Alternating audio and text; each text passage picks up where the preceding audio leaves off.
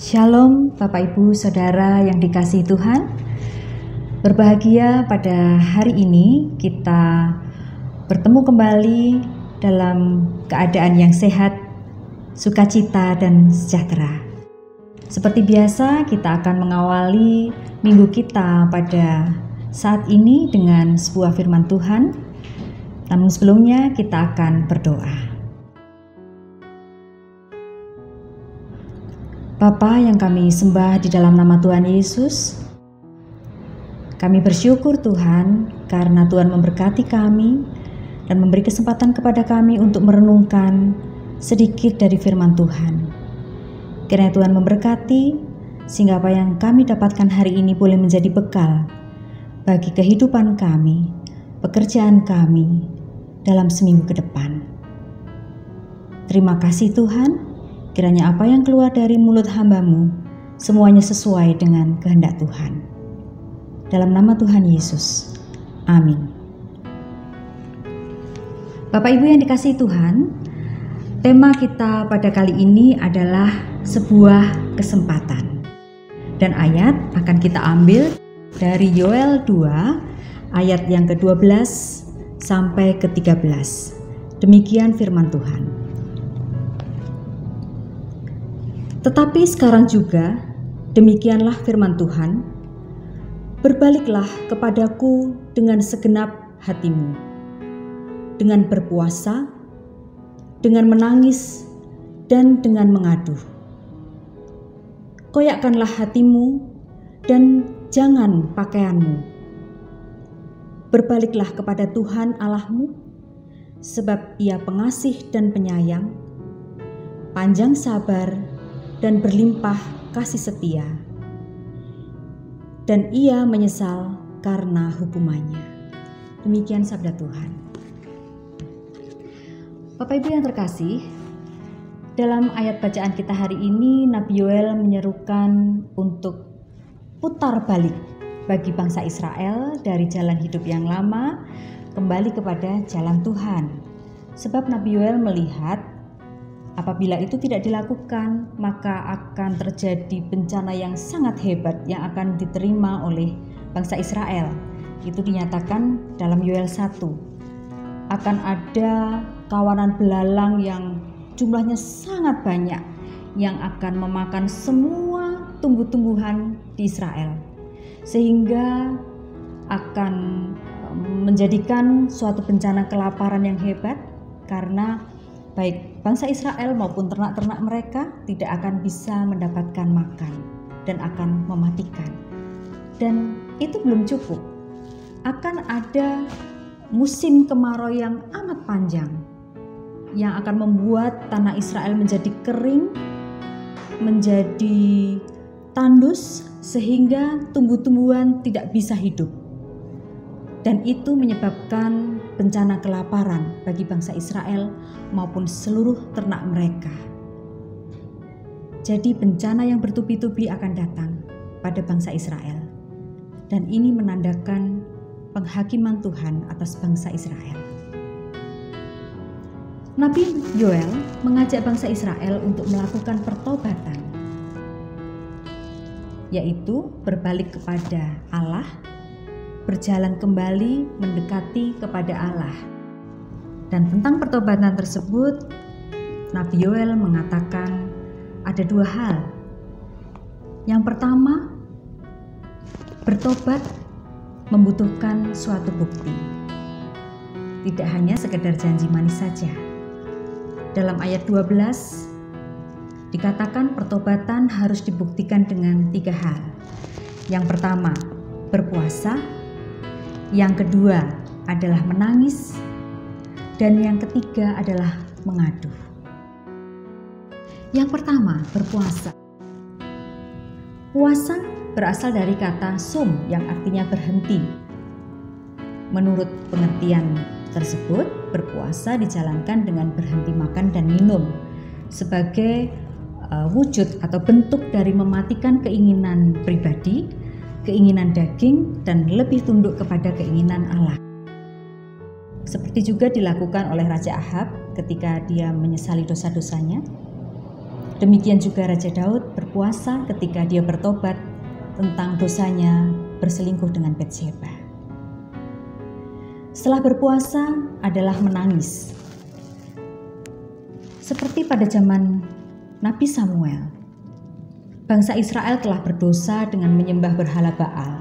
Namun, kemudian mereka menyesali dosanya dan hendak berdamai dengan Tuhan. Kemudian bangsa Israel datang ke suatu tempat yang bernama Mispa, di mana Mispa ini adalah suatu tempat untuk meratap, menangis sepanjang hari, bahkan berhari-hari. Dan kadang-kadang tidak hanya ratapan yang mereka lakukan, tetapi juga dengan menggunduli rambut mereka sebagai tanda merendahkan diri di hadapan Tuhan, tunduk kepada otoritas Tuhan. Yang ketiga adalah mengaduh. Mengaduh biasanya menunjukkan betapa beratnya suatu penderitaan. Namun dalam konteks kita kali ini, mengaduh adalah berseru karena penyesalan. Mengapa saya melakukan dosa tersebut? Mengapa saya sampai jatuh ke dalam dosa?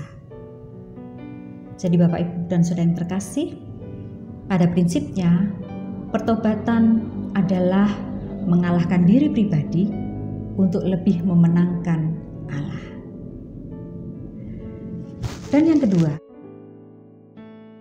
di ayat 13 dikatakan,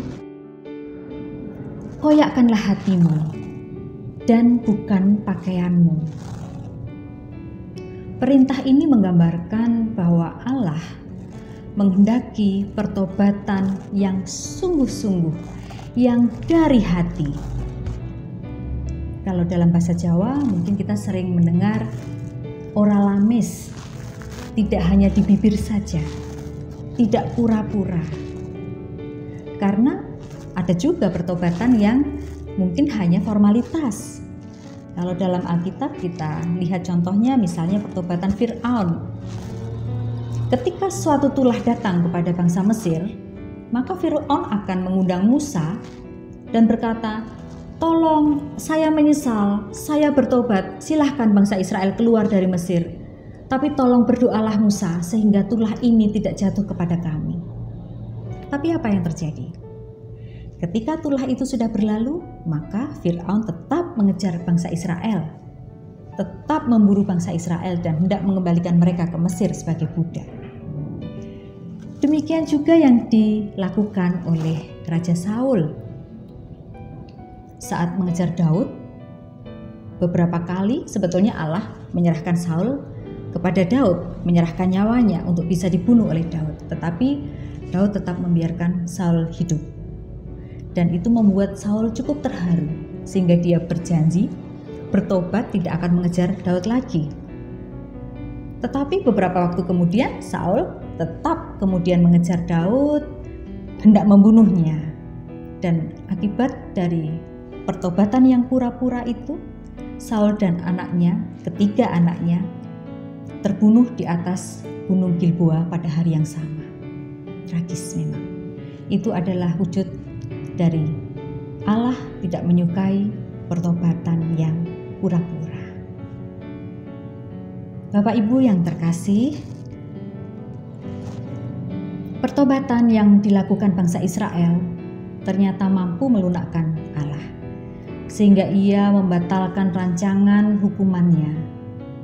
Kita bisa baca di Keluaran 32 ayat yang ke-14. Demikian juga pertobatan yang dilakukan oleh orang Niniwe, maka Allah mencabut vonis untuk memporak-porandakan kota mereka. Dari kedua kejadian di atas menggambarkan bagaimana Allah sangat bersuka cita ketika ada anaknya yang datang untuk bertobat.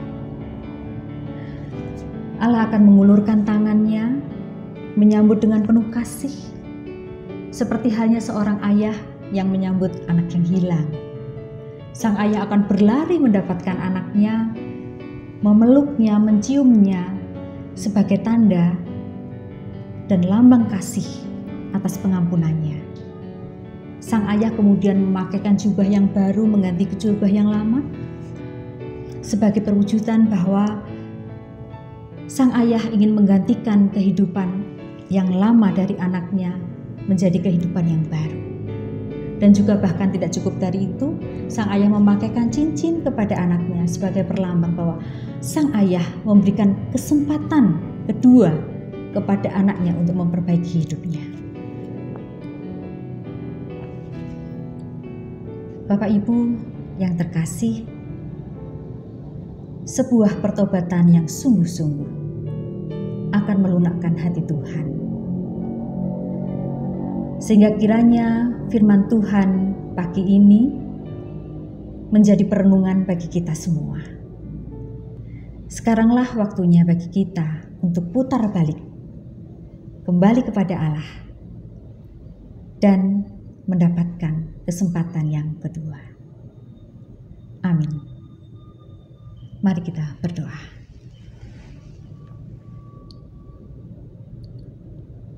Tuhan, kami sudah mendengarkan firman Tuhan. Kami bersyukur dan kiranya Tuhan Roh Kudus-Mu bekerja dalam setiap hati kami, sehingga firman Tuhan pagi ini sungguh merupakan penguatan bagi kami, untuk kami boleh mengakui dosa-dosa dan kesalahan kami di hadapan Tuhan, dan bertobat untuk mengharapkan kasih Tuhan, kesempatan kedua bagi kami untuk menjalani kehidupan yang Tuhan kehendaki. Ampunkan dosa kami Tuhan dalam kami merenung pagi ini, dan kami panjatkan seluruh doa ini hanya di dalam nama Tuhan kami, Yesus Kristus. Amin.